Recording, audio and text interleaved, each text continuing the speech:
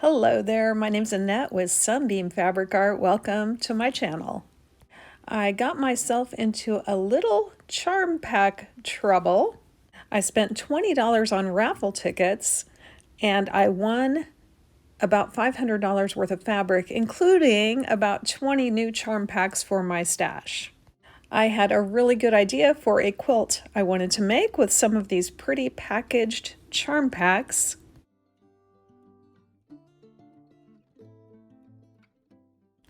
I looked at my stash and I realized I had all of these 5-inch squares left over from previous charm packs, left over from previous projects, and the weight of those on my mind was such that I knew I could not open one of these pretty charm packs until I used up these loose 5-inch squares.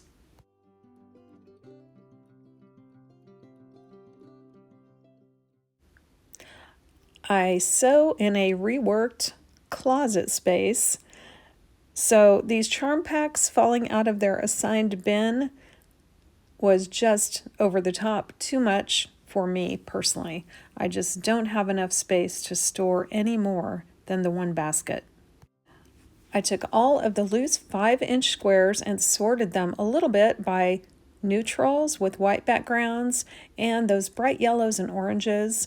Then everything else went into the other stack, and I decided I was just going to start sewing 5-inch squares together from these loose 5-inch squares.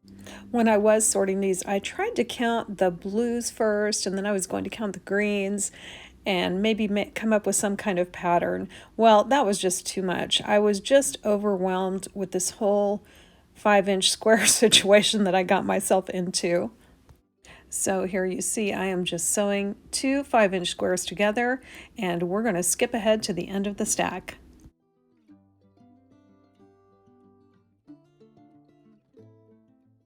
I took a minute to shuffle these pairs and switch up the order a little bit so I didn't have any two that were just alike right next to each other.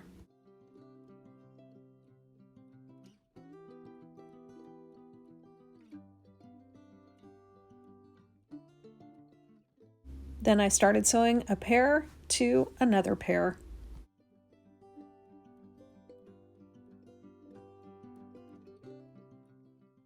After this round, I had 4 squares stitched together, and that was when I decided to think again about what I was going to do. I started doing some calculations about how big a 4 block wide strip was. It was 18 inches. Would that make a nice row? How could I make a nice quilt size out of all this? I just skipped forward in time about 10 minutes for you. I really struggled with thinking about what I could do. I probably should have set this aside and waited till the next day to do any more, but I really was motivated to get this pile of 5-inch squares out and moved on. I decided I was just going to make one long strip of 4-inch squares and figure out what to do when I got that all put together. To avoid having too many like fabrics all together, I just split my stack in half. I turned one half upside down and started from the bottom. I planned to mix and match. Now the cool thing about having 4 5-inch squares put together, I don't have to do any more rounds but this last one because the 4 5-inch squares are long enough to flip around the tail end and add the next piece. So once I get down to the end of the stack, I'll be done.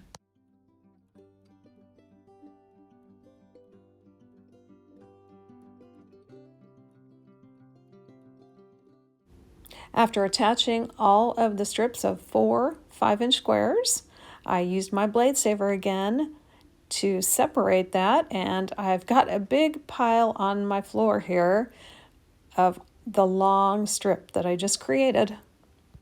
I still wasn't sure what I was going to do now, so I thought I'll take a minute and press this strip nice and flat.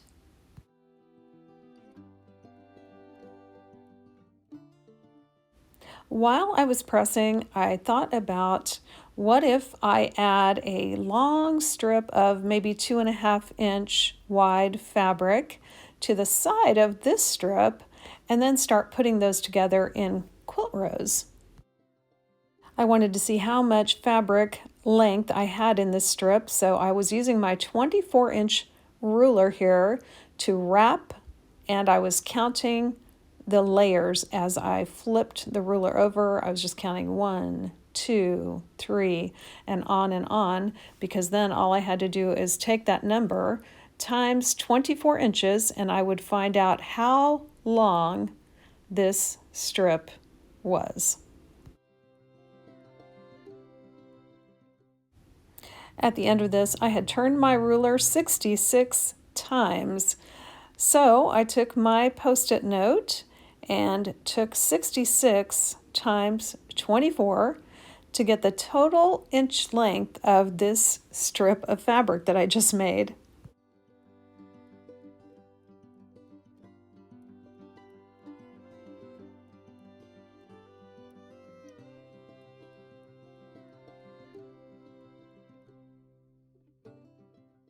I took the total number of inches divided by 12 to get the number of feet long this strip was.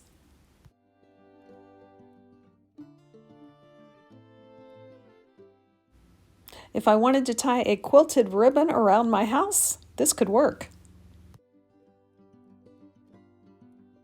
I have a bin of 2.5 inch strips that I have cut off from backing when I have backed quilts, and I was taking a look to see if I thought any of these had 132 feet worth of fabric.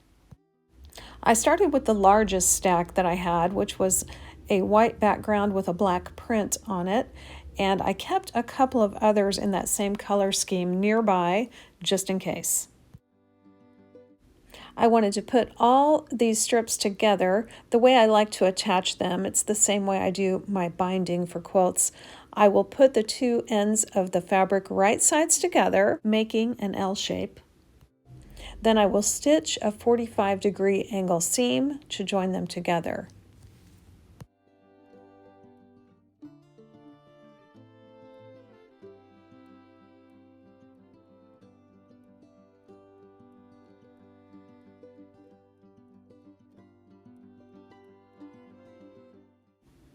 Next, I will take this chain apart. I'm going to trim off those spare triangles and then clip the thread between the pieces.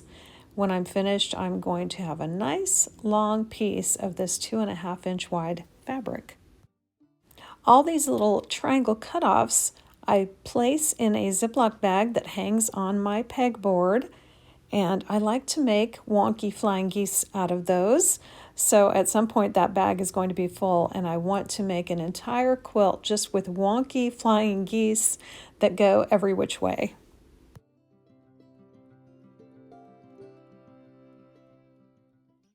After I pressed the seams flat, I wrapped this strip around my 24-inch ruler as well. I grabbed those other two fabrics that I had set aside and made another long strip with those.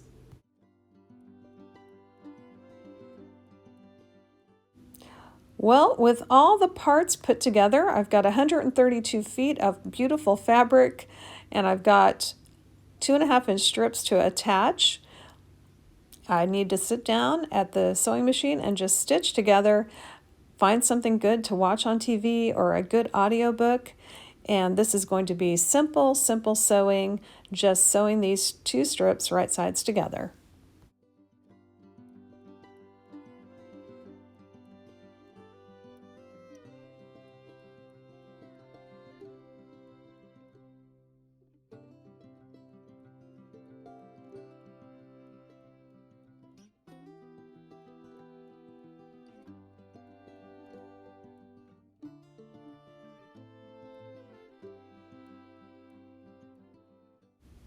Some notes or thoughts about sewing these long strips together. It's just like doing binding. The long strips tend to get twisted as you start adding them to whatever project you're working on. To prevent that, you'll see me in the video a couple of times where I get all the twists out of the fabric and lay it down in a straight line, just kind of folding it back on itself so that that will prevent any more twists. I think I did that in 2 or 3 of these rounds where I'm attaching these together.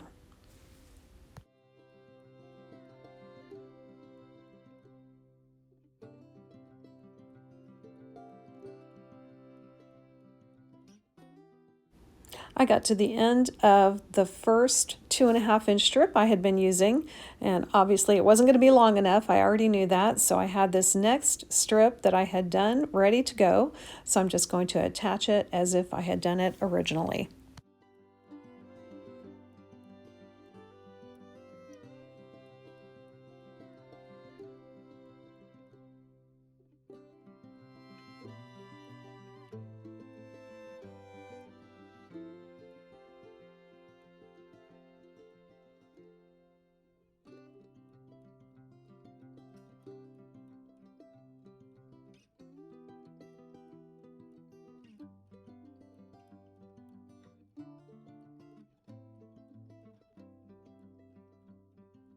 I still hadn't thought of any kind of brilliant idea here, so when I got to the end of this first round, I just figured out how long it was, and I found the middle, or close to the middle, of this long 132 feet strip, and I simply cut in half and decided to sew the 2 halves together, and then maybe something brilliant would occur to me after that. I put the 2 strips right sides together so that the 5-inch width and the 2.5-inch width would be the same direction, and put those right sides together and stitched half of my original strip length.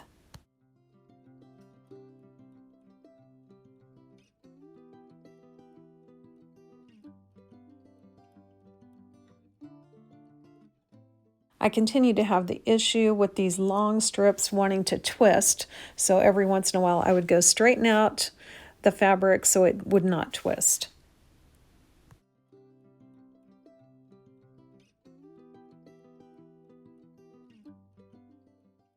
Taking the time to straighten it out really did help me in the long run. It made the stitching go a lot faster without having to untwist as I went along.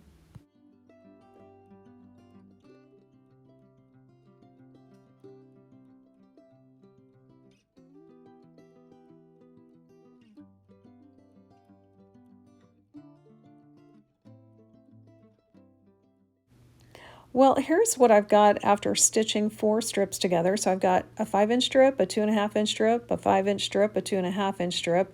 This is so long. This is doubled up. I'm showing it to you doubled up. I'm going to go ahead and cut this in half too, just like I did with that first set. I still really didn't have an idea except, well, taking this long strip, cutting it in half, sewing those together, and just keep on going till I see what I get. I got to the end of this seam, found the middle of this giant strip, cut it in half, and stitched those together. Now I'll talk about a little bit of the beauty of this. This is great. I realized about now how great this was because those 5-inch squares I was using from my stash, some of them were bigger than 5 inches, some of them were exactly 5 inches. It can definitely be dangerous to mix and match like that without trimming everything down. However, by putting that 2.5-inch strip in between the strips of 5-inch squares, sometimes 5 1/4, sometimes 5 1/8, there's no matching, and it looks like you planned to have everything mismatched. I got to the very last seam and I had to use pins in this because it was just getting so bulky, so heavy. I really had to do it. As I got closer to the end, you may be able to hear in my voice how much happier I was with working on these 5-inch squares. All I had to do here is trim 2 sides of this quilt to straighten it out. I thought I found the narrowest part of the side of this quilt on the right here. I started trimming what I thought was the right amount. Had to go back and redo it because I was about an inch off.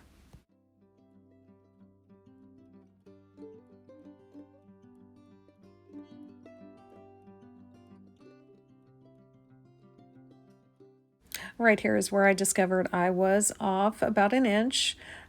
There's just, yeah, that's not going to work. So I definitely want it to be as straight as possible. It doesn't have to be perfect for me, but I would like it to be mostly straight.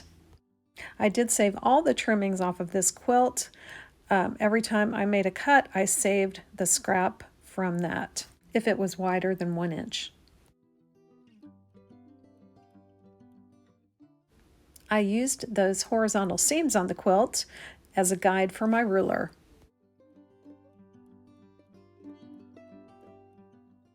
Well, I knew this quilt was going to be big, but the moment of truth happened when I finished trimming the sides and I measured the width. Now I'm just estimating on my ruler here, 24 inches at a time and figuring it out. I could not believe this quilt is measuring in at 89 by 100 inches. I don't have even 100 inches of free floor space to show you what this quilt looks like, so I had to spread it out on my king-size bed, and here it is, obviously overflowing the space.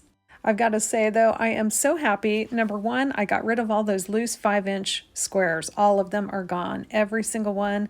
I can now take a look at my packaged charm packs.